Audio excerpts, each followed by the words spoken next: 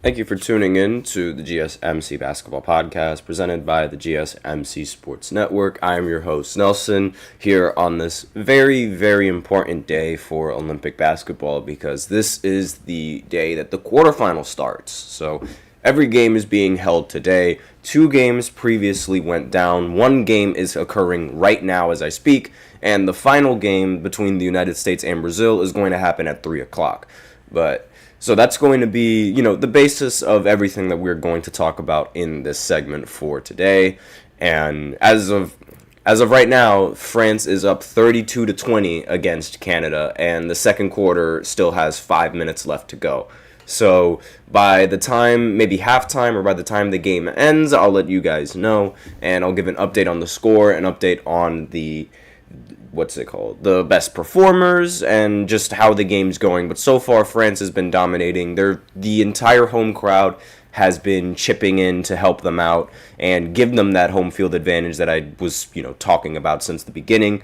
But that's not going to be what the first segment is, though. The first segment is going to be about the games that have previously, that have recently concluded. So Germany against Greece, Serbia against Australia, going to talk about all of that. And then in the second segment, I'm going to talk about the United States and their leading scorers as well, because I saw a post on Instagram that they just brought that up, so I just want to talk a little bit about that. And then in the second segment, I'm going to do a little halftime recap of this game, as well as maybe, just a quick update on what's going on in this game, and my thoughts of how this game is going, what could possibly happen. Then in the fourth segment, I'm going to sort of explain why NBA players can't compete in the 3v3 tournament, because I recently said on a previous podcast that the 3v3 basketball team for the United States lost, like both the men and the women. Well, the women's team ended up placing third place, but, for basketball, and at least, in my opinion, if you place third place in basketball and you are in the United States, that might as well be losing. And we also have a very special fifth segment at the end of the fourth segment, so be sure to stay tuned for that. Before I begin, however, I'd like to remind everybody to please go ahead, use the link in the description to get your comments recognized, or the link displayed below the ticker on every show segment. It is gsmcpodcast.net. Really helps the show, makes it much more interactive between myself and you guys. Once again, the link is gsmcpodcast.net.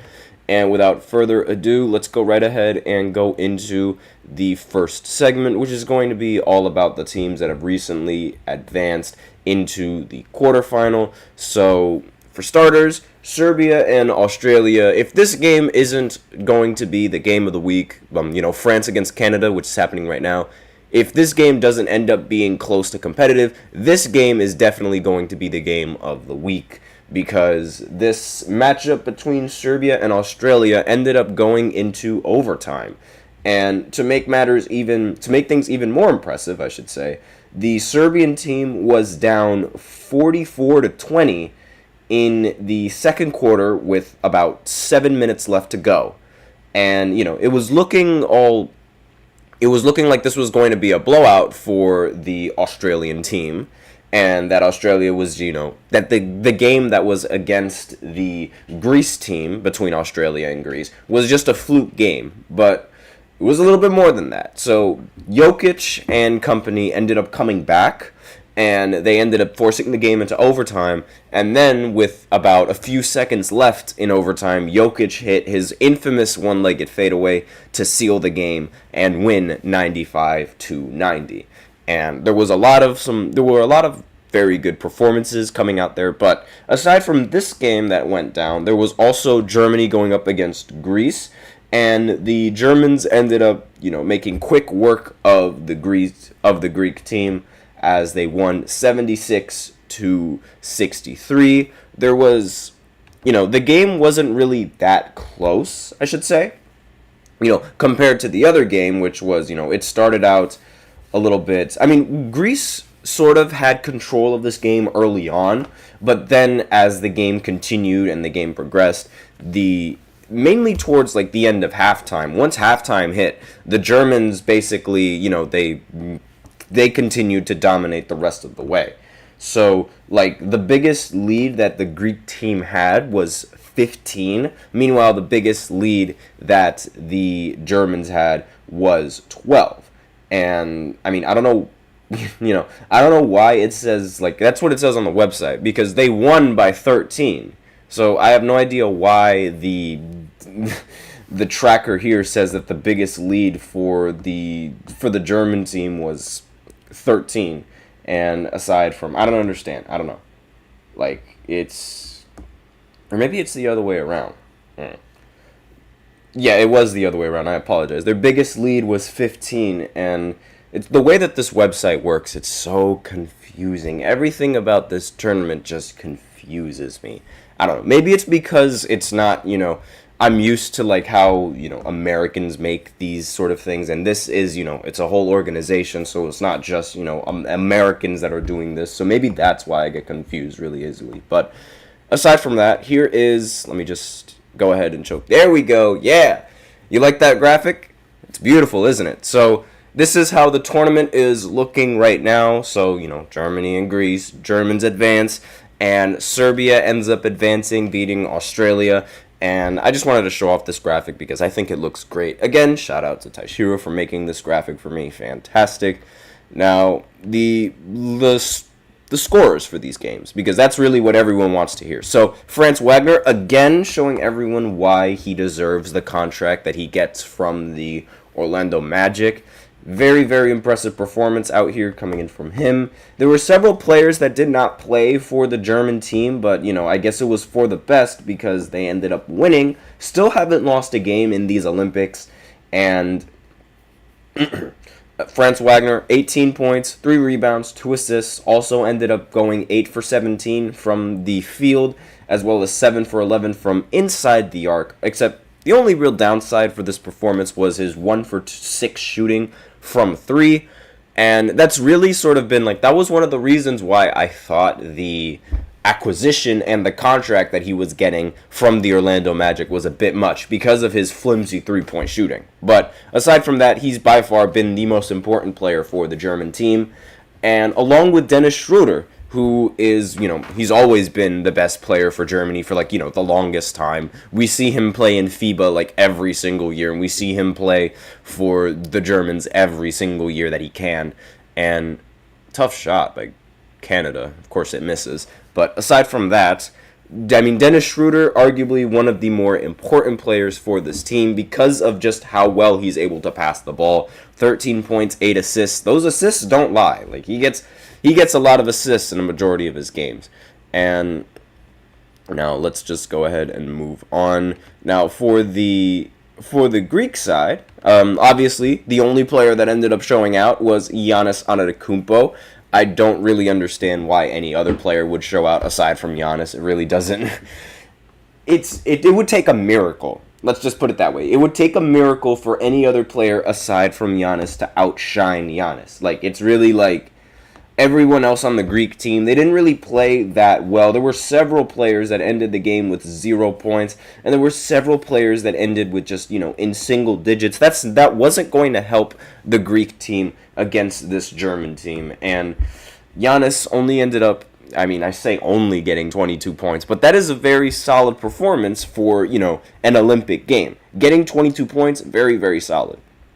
Now, that's one game out of the way. Now let's go ahead and go over to the Serbian game. I'm just pulling up, the box scores and the stats. The best player for the Australian team was arguably Patty Mills. I think it was Patty Mills. But if you think it was someone like Josh Giddey, who ended with 25 points and ended with 5 rebounds and 4 assists, then go right ahead.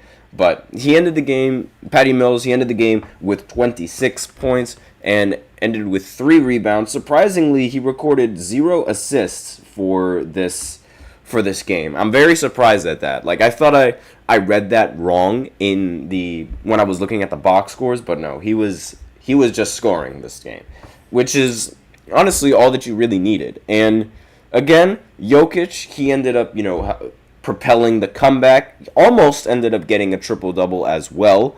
Would be one of three players, I believe, to get a triple-double in the Olympics. 21 points, 14 rebounds. Again, 1 assist away from capitalizing on that triple-double. Also, Bogdanovic, he ended the game with 17 points. And I would go over to a slide, but there we go. I don't know why it was stuck there. But anyways, Bogdan ended the game with 17 points, 5 rebounds, and 6 assists. Just fantastic scoring from him. And, I mean, he wasn't that efficient from the field, but, he was, aside from Jokic, the best scorer for the Serbian team, and definitely helped them. But really, this was a Jokic show. This was just all Jokic. Jokic did basically all that he could. And as of right now, just a little bit of an update on the score between France and Canada. 42-29 right now in favor of France. France is loving that home court advantage. So it's looking like this, what I thought was going to be the game of the week, it's starting to look like it's not really the game of the week, as France hits another three-pointer to make the score 45-29. So this is just, it's not looking good for Canada right now. If this is, I mean, I don't know. Would you call this a choke? Let me know in the comments. If Canada loses, would you call this a choke? Or would you call it, because the French team isn't that bad. They're just 2-1 compared to Canada being 3-0. And, I mean, they do have home court advantage, however you want to call it. So I don't know if you would call this really a choke from Canada. Not to mention Victor Wembanyama being on that team is just perfect for the French. But aside from that, great overall, just fantastic performance coming in from all of these players and coming in from these teams. And again, these are how the standings are looking at so far right now. Obviously, this is an elimination game. Every single game is it lasts only once. You win or you lose, you're out completely. If you win, you move on up until you get to the semifinal round, where if you lose, you have a chance to fight for the bronze medal. But really, who wants to fight for bronze? I wouldn't be able to stand fighting for bronze, but that's just me. Because, America and spoiled. But that's besides the point. So, with that out of the way, we are out of time for this, for this first segment. So now I will go ahead and go into the second segment, where I talk about the United States and their leading scorers right after this short break. So be sure to stay tuned for that. I feel like I'm losing my mind. Is everybody in the world blind? Please, Lord, give me a sign, a sign. I feel like I'm losing my mind. Is everybody in the world blind? Please, Lord, give me a sign, a sign. I wanna be the greatest. Everybody on the fake shit. I look around and feel like everybody is the fakest. I make this every day and I'm impatient, hoping one day I blow up from the basement. Statement, the top is so vacant. I don't hear shit that I think is amazing. Waiting for my day when I'm playing sold out shows for 1,000 faces. Hey, give me that crown. Get in my way and to be put down. It ain't your place, all this my town. If I want that shit, then I'll get it right now. I'm losing it, the noose it fits. Some losing shit, a stupid myth. You choose to live or choose to dip. You choose to fight or lose your grip and lose a gift. Oh. I feel like I'm losing my mind. Is everybody in the world blind? Please, Lord, give me a sign, a sign. I feel like I'm losing my mind. Is everybody in the world blind? And we are back with the second segment of the GSMC Basketball Podcast, presented by the GSMC Sports Network. And in this second segment, I'm going to be just talking about the United States and their leading scorers. Before I go ahead and go into the segment, hold on, I'm just going to unpause this and reopen this because I want to see the halftime report for this game. It's not a very close game, but, it's still a game, I guess you could say. It's going to determine all the standings, and for some reason, the TV is frozen. That's fantastic. I'll fix that later, because Before I begin and before I get into this next segment, I like to remind everybody to please go ahead, use the link in the description to get your comments recognized, or the link displayed below the ticker on every single show segment. That is gsmcpodcast.net. It really helps the show, makes it much more interactive between myself and you guys. Once again, the link is gsmcpodcast.net. And without further ado, let's go right ahead and go into the second segment. Yes, I know halftime is like between the France and the Canadian team. It's happening right now, but I'm going to do that report in the third segment because, I want to get this segment out of the way first. And, that'll also, give me time to formulate some opinions, formulate some thoughts on the actual game that's going on right now, as well as maybe after this segment, maybe if the timing works, then the game would continue, and then I'll go ahead and then I could talk a little bit about the game more while I'm doing this. So I hope that the timing is great. But aside from that, let's go into the leading scorers. So from the beginning, we know that, the United States is loaded with talent. Every single player that I'm going to mention right now is talented. However, I also would like to say a lot of the reason why most of these players are talented is because of their high usage rate in the NBA rather than actually being effective. But let me know in the comments what you guys think of that, because I think, in the NBA, usage rate goes a long way when determining a player and their value. Yes, obviously a player that has the ball in their hands 24/7 is going to be able to accumulate more stats than that of a player who doesn't have the ball in their hands 24/7, which is why I don't really understand people's thinking that Russell Westbrook is all that effective. That's really the big reason why. And I know you guys are asking, why are you bringing in Russell Westbrook in this? But that is just, I'm just giving an example. Players with high usage rates, they're going to succeed 9 out of 10 times, especially with the NBA and how it works. You could give any player the floor. You could give any player the ball 24/7. I guarantee you they will produce ridiculous numbers, especially with how the NBA works now, how defenses work, as well as how refs react to fouls. I really think that any player in this league can average 20 points if they have the ball in their hands 24/7. Granted, not everyone does that because you have to be effective to have, you have to have an effective 20 points and you have to have an effective performance in order to really, put some sort of value and put some sort of factor into your winning, if that makes sense. Because you could have 20 points in garbage time, but that's besides the point. That's sort of the reason why I think some of these players, when I'm going to read them off to you, you'll hear that, their numbers and their points per game, it's not really that effective, but I think the reason why it's not that effective is because they don't really get the ball nearly as much. In some cases, in some other cases, it's just they're playing bad, but in most cases in this list, I believe it's because they're barely touching the ball. And let me know in the comments what you think. Do you think that usage rate is more important than effectiveness? Because, in my opinion, I would rather give the ball to the most effective person because, that person is going to help you win, and I'm pretty sure that's really what everyone else would do. But let me know what you guys think. So, first two players on this list, and I say two players because they're more or less tied for total points per game. You have Anthony Edwards and Kevin Durant, the two. As if you guys don't know, Anthony Edwards is a huge fan of Kevin Durant, and he thinks that Kevin Durant is the best player ever.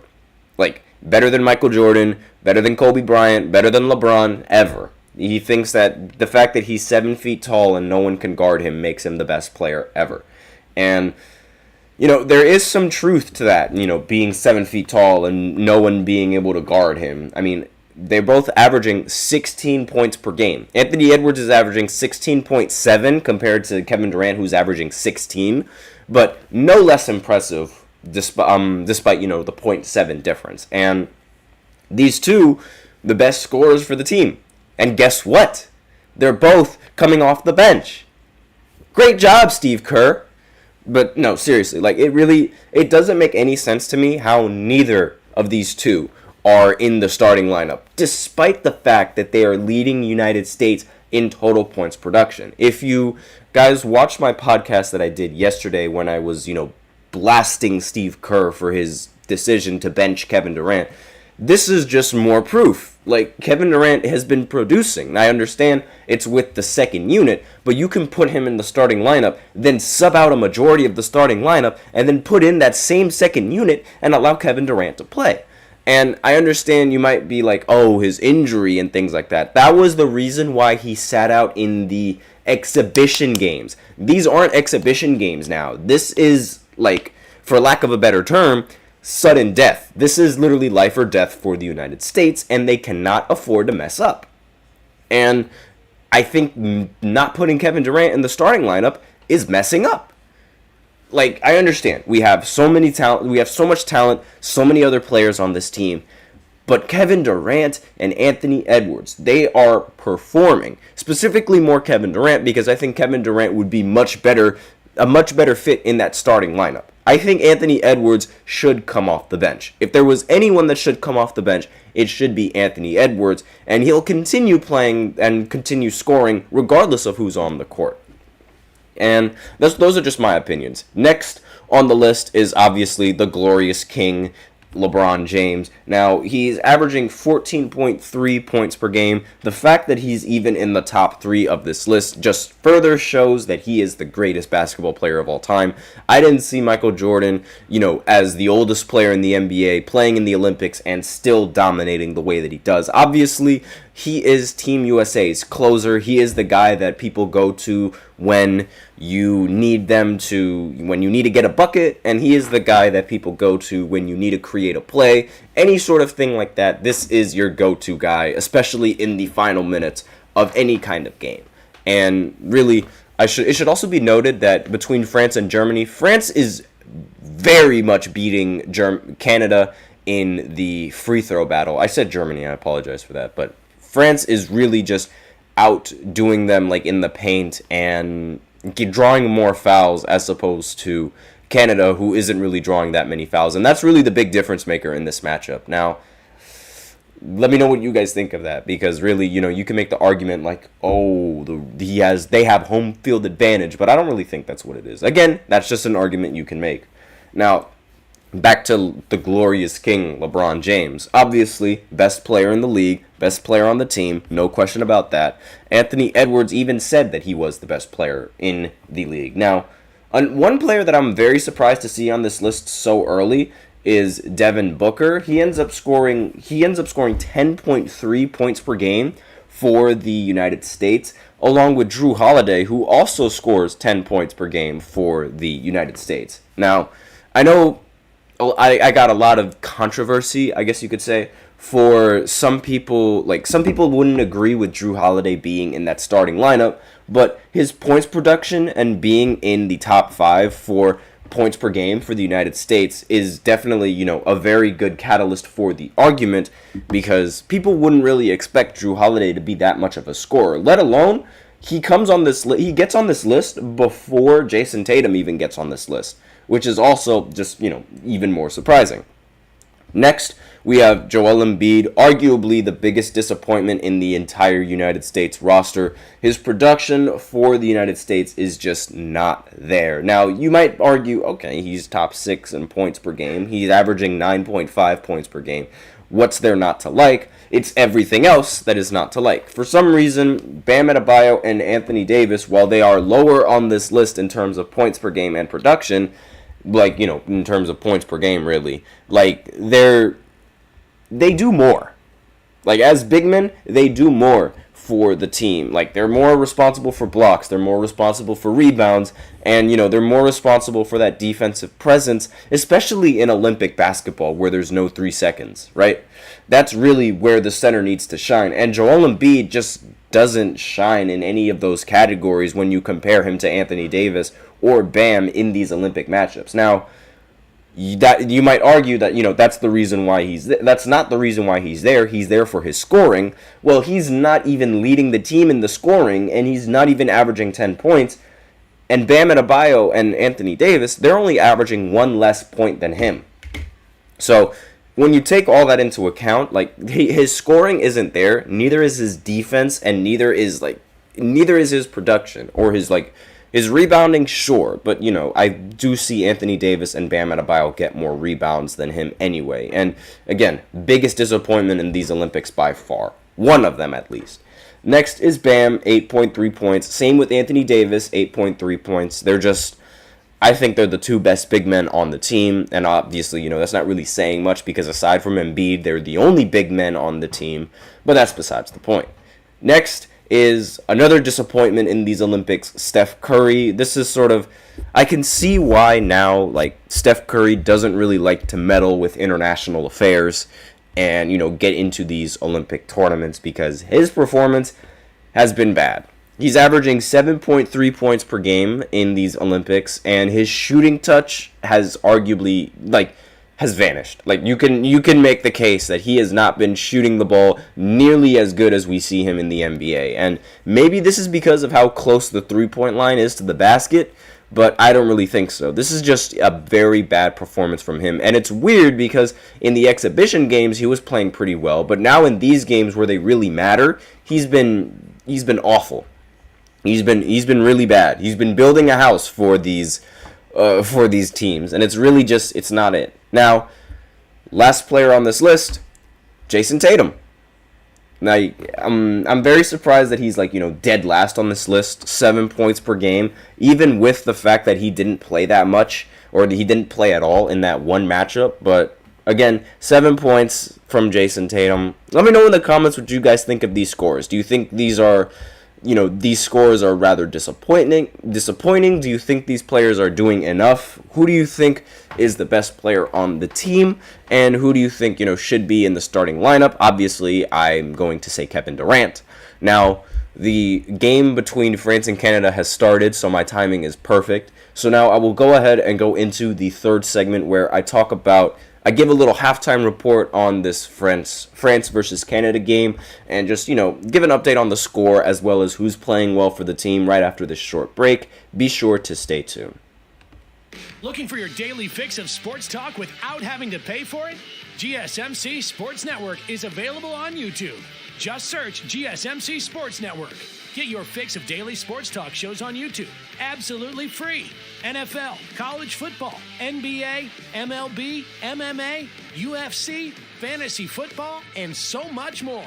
GSMC Sports Network has shows running all day long, with new sports shows starting every 2 hours. Just like on your favorite cable sports channel, except GSMC Sports Network is absolutely free. Just search GSMC Sports Network on YouTube to catch one of your new favorite shows, like the GSMC College Football Podcast, Chip Shot Football Podcast, Hoops and Heels Women's Sports Podcast, GSMC Basketball Podcast, and so many more. Check it out for yourself. GSMC Sports Network, now available on YouTube absolutely free. Search GSMC Sports Network on YouTube right now.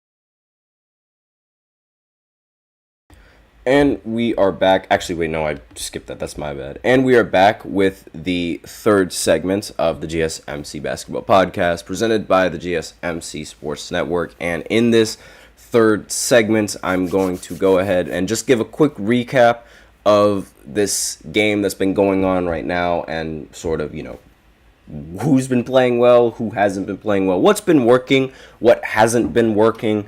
So as of right now, France is leading by a huge margin. 45-29 was the halftime score. And right now the score is 48-29 in favor of France. And so far, this game has really not been close at all. And it's really just been France just destroying the Canadian team. Now, for Canada, there aren't really the only player that really stood out for me was Shai Gilgeous-Alexander. He was the one that's been really hitting all of these kinds of shots. Everyone else has sort of been very quiet in this game. I mean, let's go over the box scores. RJ Barrett, he's played the most minutes alongside anyone else aside from Shai Gilgeous-Alexander, but his production, he's only scored 3 points in this game and recorded 2 rebounds as well as 3 assists. Now, that is not enough for a team like the French. Like, you really need to be competent enough to produce. And everyone's favorite hater, Dylan Brooks, everyone's favorite villain, whatever you want to call it, has been completely quiet throughout the entirety of this game. 0 for 6, 0 for 3 from 3, and he's done nothing but just brick every single shot. Here he has the ball and he almost turns it over, but he doesn't. But again, this has just been incredibly disappointing from the Canadian team, who have, they've been dominant throughout a majority of the, of their seedings, right? Like, we've seen it before, and we're seeing it. Like, they're flawless for a reason. Like, they've been flawless for a reason. So the fact that they're losing to an actual competitive team sort of makes it seem like these games have been a little bit, I don't want to say, yeah, you know what, I'm going to say it. They've been a little bit of a fluke, because there is an argument that can be made that the Group A phase was the weakest phase in the entire Olympic standings.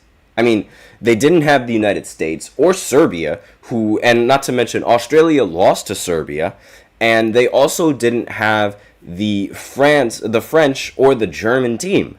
Like, they were going up against some bottom team, like some bottom feeding teams. They had Spain in their group. They had Greece in their group. They also had Australia in their group, and all of those teams are 1 and 2, like, within the group standings. They didn't face any sort of legitimately good team.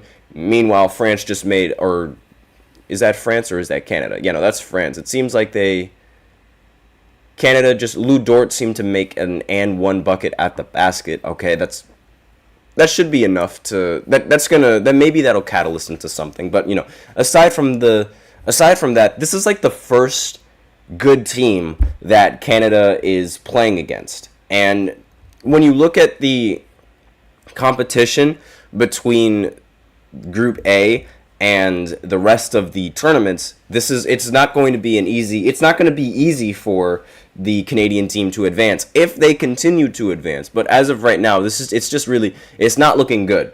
It's really not looking good. And again, like, aside from Dylan Brooks not playing very well, there's also, Dwight Powell. He's another player who hasn't even attempted a shot yet. He's not playing well for the Canadian team. Kelly Olynyk also not playing well for the team.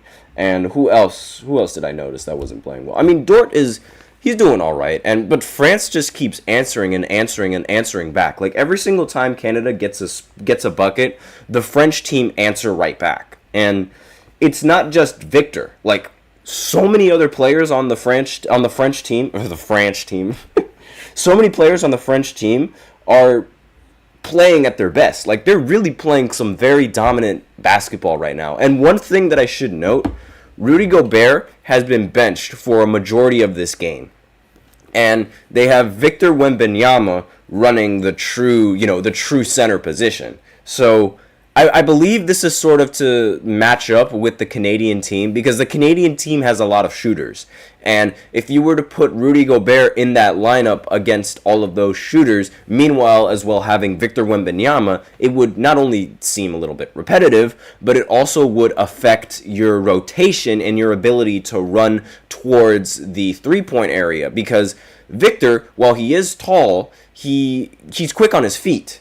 And being quick on your feet is really what you need in order to, make rotations and rotate over to the three-point line whenever you need to, because Canada has a lot of three-point shooters. Like, a lot of three-point shooters. Literally, their entire starting lineup can be a three-point shooting lineup. But so far, their shooting has not really been up to par with France's team. Meanwhile, RJ Barrett makes an and one basket near the paint and goes to the line for one more. And now it seems like, the Canadian team is about to fight. But then again, every single time Canada scores, the French team scores right back. But Anyways, some of the top performers for France, again, not Victor Wembanyama. As surprising to say, Victor has been very quiet in terms of scoring. He's 0 for 3 from the field, has 2 points. He's been double-teamed a majority of the time he gets the ball, so he has to be more of a facilitator now. He has 3 assists, and he was also able to record 3 steals. Hasn't recorded a block yet, but, the game is still young, and really, the scoring for the French team it's all been Isaiah Cordonnier. You guys probably don't know who he is. He's 5 for 7 from the field and 4 for 5 from 3. And then there's also Gershon Yabusele. Again, forgive me if I completely botched those last names, but he has 14 points, 4 for 6 from the field, and 2 of 3 from 3. Now, these two players, they are having a ball game. They are playing their best basketball, and at the most important times ever. Now, we have a kickball here because Victor Wembanyama literally cannot have a single minute of just, having the ball peacefully. But now Victor just got benched, and Victor's on the bench. So now they're in they have a small lineup out there right now. But then again, not having Victor in the lineup, I guess, any center is going to look small when looking at Victor. Dillon Brooks misses another layup once again. No surprise there. It really, I swear, Dillon Brooks, I understand why no one likes Dillon Brooks, because he talks so much, but he plays like, I don't even know what he plays like, but he talks the talk, but does he walk the walk? No, he doesn't. It's really annoying, because it's like, when you see someone that's talking, yet they have but it seems like they don't play nearly as well as what they're talking about. It's really annoying to me. I don't know if it's annoying to you guys, as Shai Gilgeous gets a bucket to make the score 50-39 in favor of France still. I mean, every single time Canada gets a bucket, France answers back.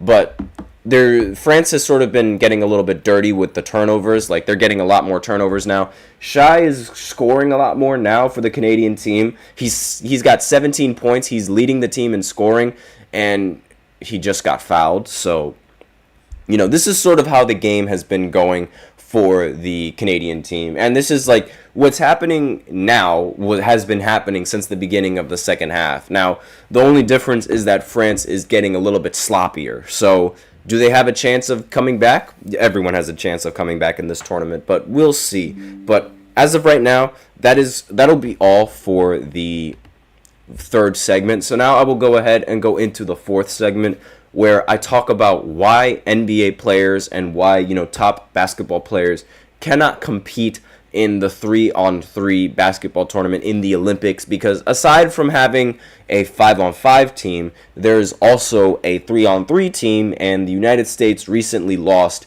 in both of those categories. So I'll be right back after the short break explaining why, so be sure to stay tuned for that.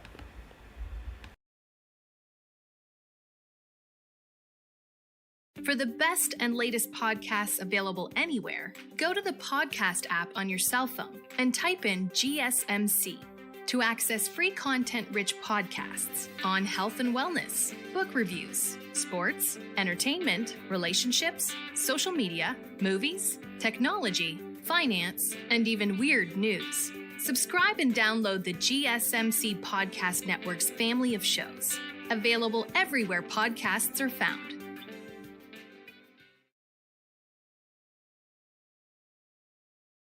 And we are back with the fourth segment of the GSMC Basketball Podcast, presented by the GSMC Sports Network. And in this fourth segment, I'm just going to be talking about the 3-on-3 basketball tournament and, the 3x3 sort of tournament that the Olympics have that it's completely different than the 5x5. Also, hold on, I'm just going to change the V to an X there. There we go, because I think that would make a little more sense. But anyways, so aside from 5-on-5 play, which is, the most popular form of basketball, there's also 3-on-3 play. Now, the differences between 3-on-3 are like the game goes to 21, and the 3-on-3 team does not have a coach. Like, actively you have to sort of figure something out between all of your players, and you're not going to have a coach.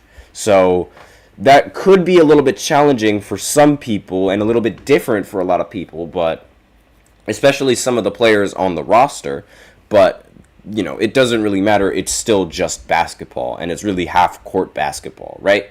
Now, one of the players that's on the team is Jimmer Fredette. Never before in my life would I think that I'd be talking about Jimmer Fredette right now. I mean, if you guys don't remember who Jimmer Fredette is, his college career is that of legends. Like, he was a baller in college. He didn't quite pan out in the NBA, but, his college career is nothing to scoff at. Now, why Jimmer Fredette and not other, NBA talented players?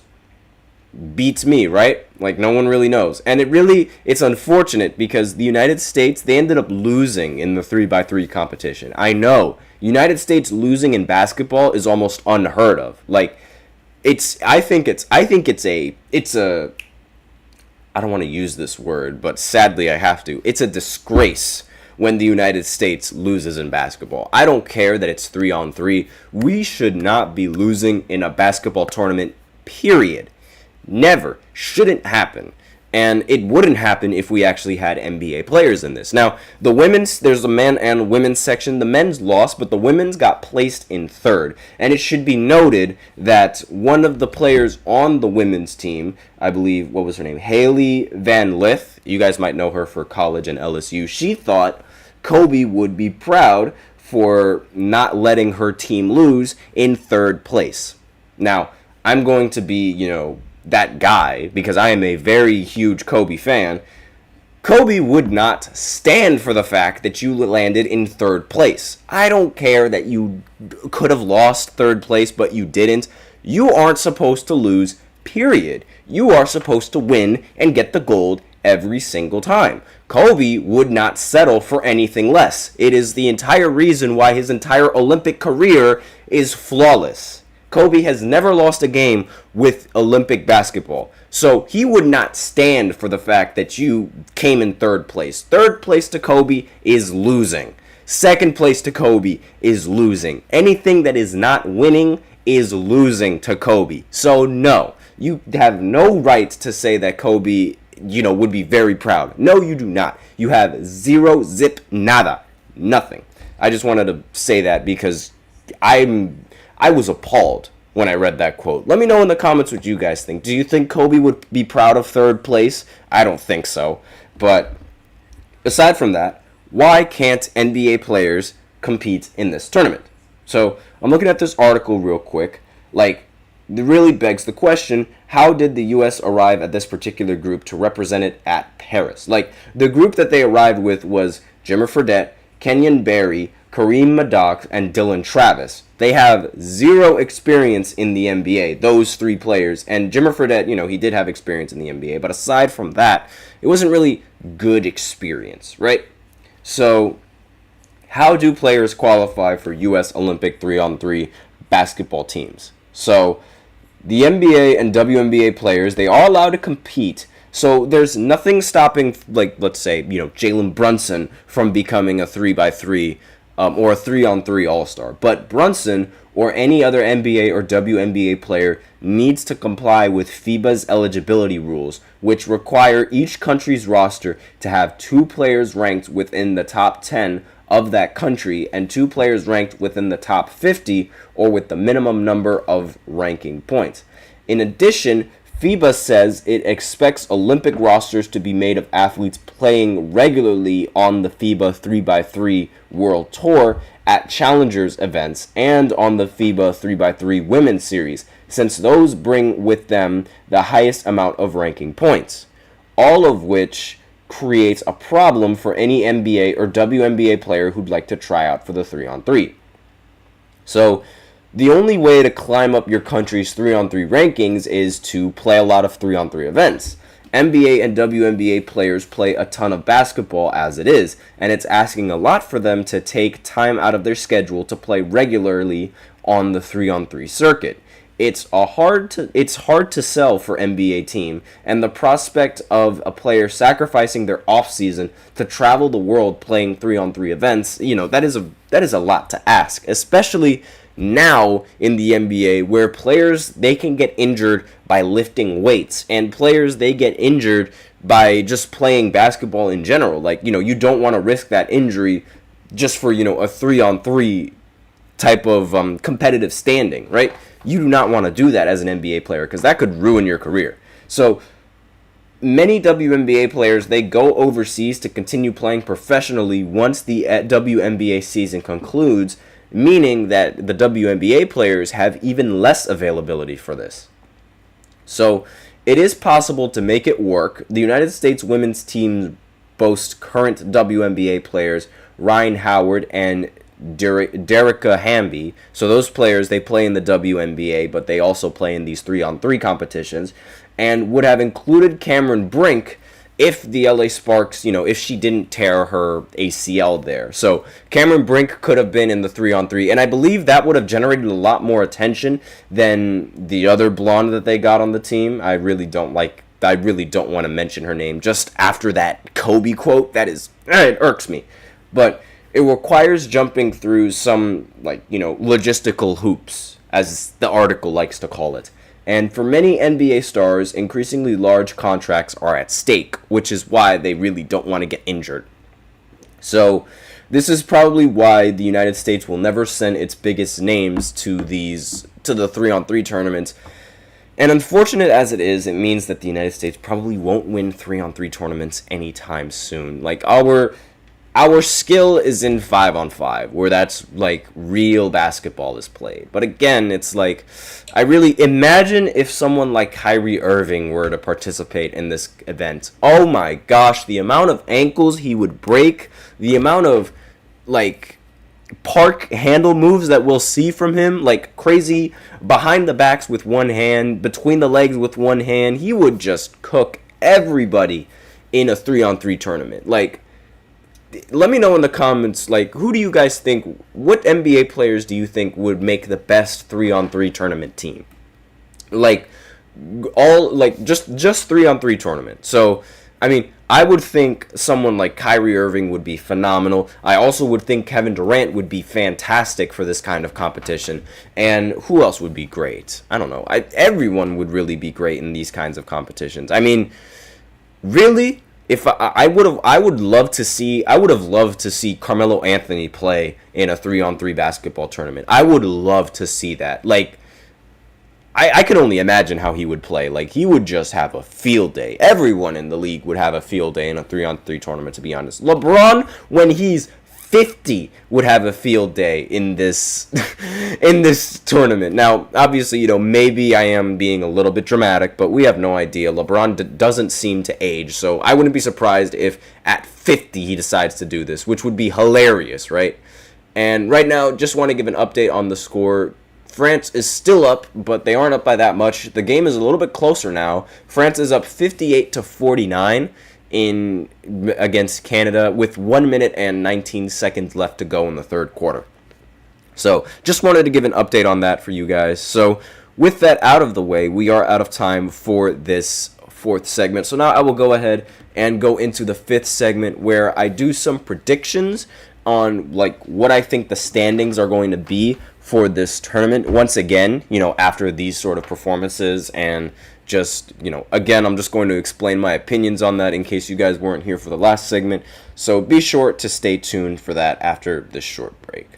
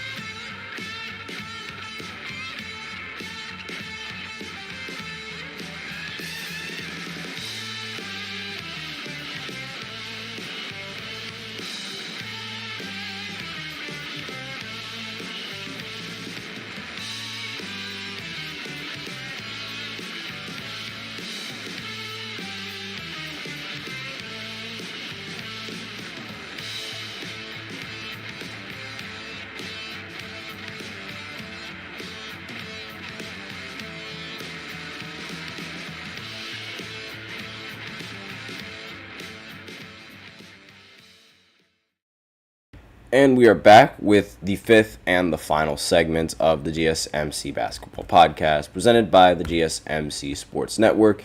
And in this final segment, we are going to be doing I'm going to be doing a huge prediction since I have the tournament brackets right now. I'm just going to be doing my little prediction on who I think is going to make it out of the semifinal round, as well as who I think is even going to win the entire thing completely and how I think it's going to go.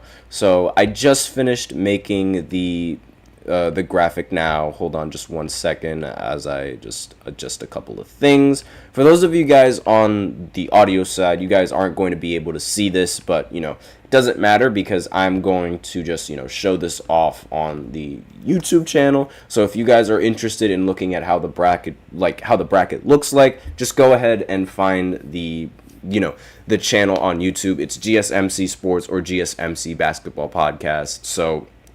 Or just look up the GSMC Basketball Podcast on YouTube, or look up GSMC Sports Network or GSMC Podcast Network, either or, and you'll probably see this uploaded. So let me just go ahead and show everyone the bracket real quick. So I just finished it. This is how I think the graphic is going to look. When it's all said and done, I think this is how the bracket is going to look like for the upcoming future, right? So the reason why I have France beating Germany and going on to the finals is because I think that this home field advantage that they have in these games in particular, it's really, really standing out.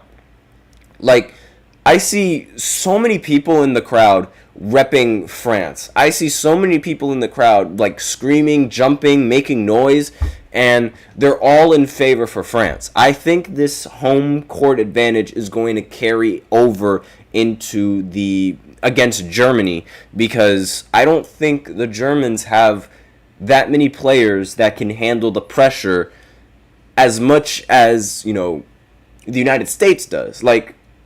Every player on the United States, they can handle pressure. And some can handle it better than others, but 9 times out of 10, you have players that can handle the pressure, and they can handle the home crowd and playing when everybody is screaming in your ear. For example, LeBron, he can handle it. Kevin Durant, sometimes he can handle it. Anthony Edwards, sometimes he can handle it. And Anthony Davis, he can handle it sometimes. Bam Adebayo sometimes can handle it. Devin Booker, most of the time he can handle it. Drew Holiday, Jason Tatum, most of the time. Steph Curry and Joel Embiid are the only players on there that I know cannot handle that pressure.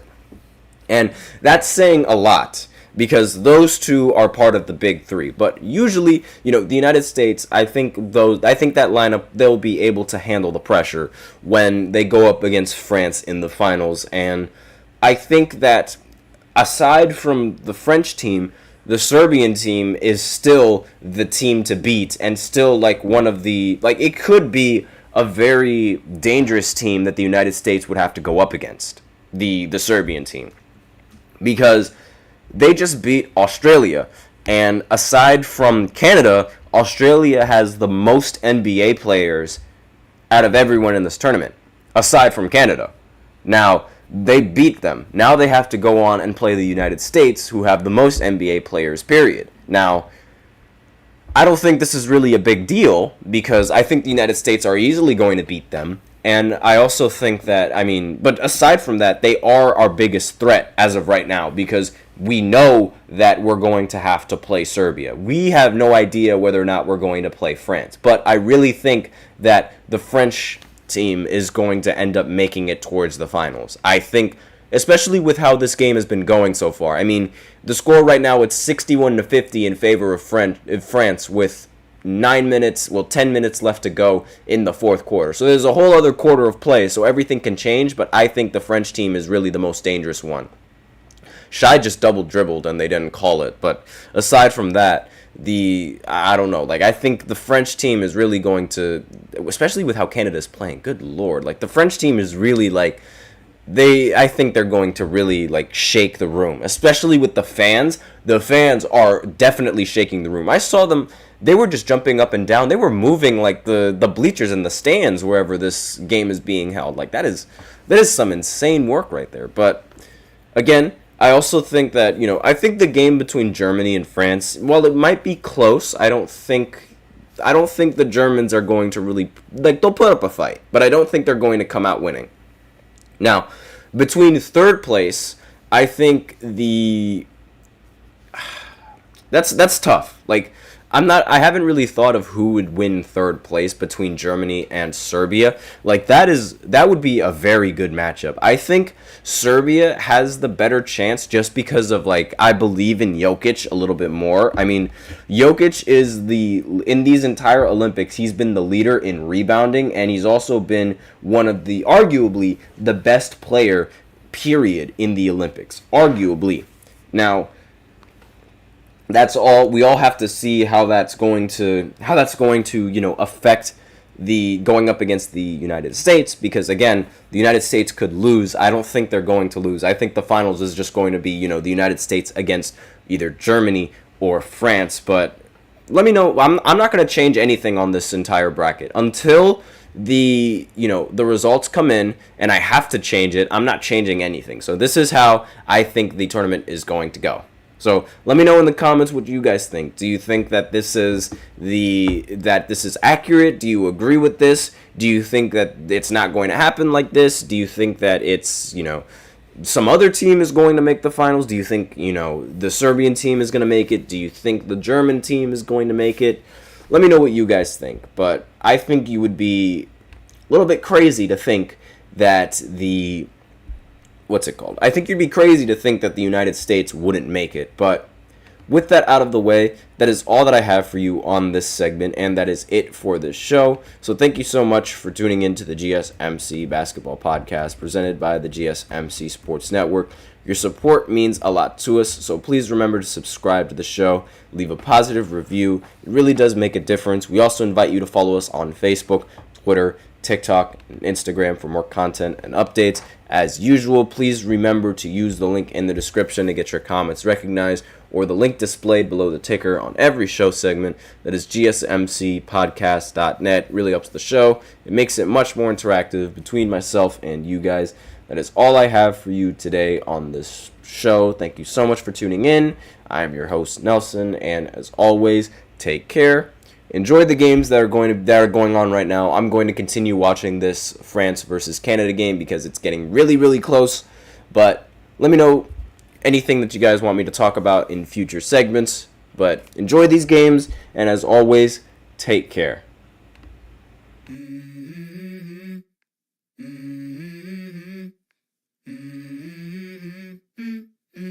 Let's go. I wake up to a little bit of drool on my pillow, feel like it's gonna be a bad day. Yeah, I'm tired of shit, and the coffee ain't hit yet, damn it.